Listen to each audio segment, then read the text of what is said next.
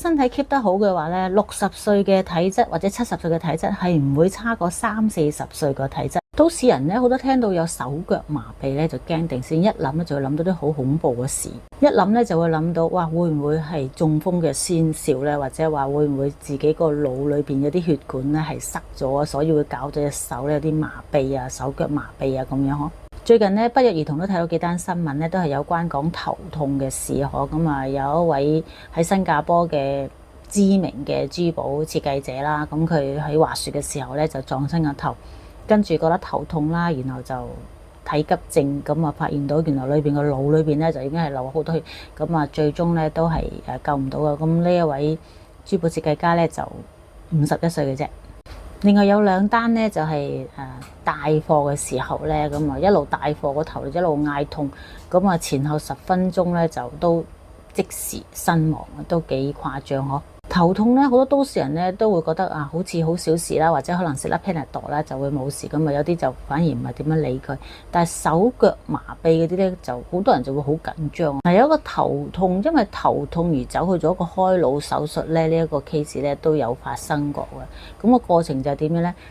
嗰個苦主啦，我哋叫做苦主咯，因為佢真係一個受害者嚟噶。咁佢就自己就係話，如果佢自己個屋企唔係話太有錢嘅話咧，佢一定唔會去因為頭痛走去做檢查，檢查咗之後就因為個腦有少少塞塞地，嗰條血管塞塞地，所以就做咗一個開腦嘅手術。咁然後呢個開腦手術咧係失敗咗，就令到佢咧有半邊身係喐得好唔自如。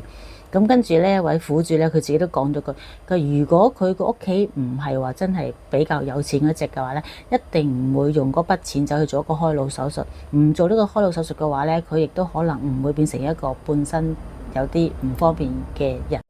嗱，人嘅身體構造咧其實好聰明嘅，咁當佢覺得有啲乜嘢唔舒服嘅話咧，佢一定會俾個警號俾自己。咁呢個警號俾自己嘅時候，睇下你自己識唔識得察覺，同埋識唔識揾個源頭出嚟。嗱，我哋亦都知道人嘅身體個細胞裏邊咧，佢哋係血脈相通嘅，咁佢哋連貫性咁樣行。譬如如果我哋嘅手麻痹，就當我哋嘅手麻痹影響到我哋嘅大腦，咁其實我哋可唔可以諗下，由我哋個手嘅麻痹可以貫通翻我哋個腦部咧？人嘅身體咧係要靠血氣嚟到運行，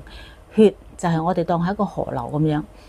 氣就係當一個風，風一定係快過流水，即係話我哋嘅血氣，我哋嘅氣一定係會快過我哋嘅血嘅行，即係話就當我哋嘅血管係有少少塞塞地嘅話，如果我哋個氣係行得好嘅話，個氣會有個張力，係會將個血管微微咁樣張翻開，一通過咗，咁我哋嘅血就可以行翻。嗱，呢個道理一啲都唔難理解嘅吓，咁啊再講多一次，血就係流水，氣就係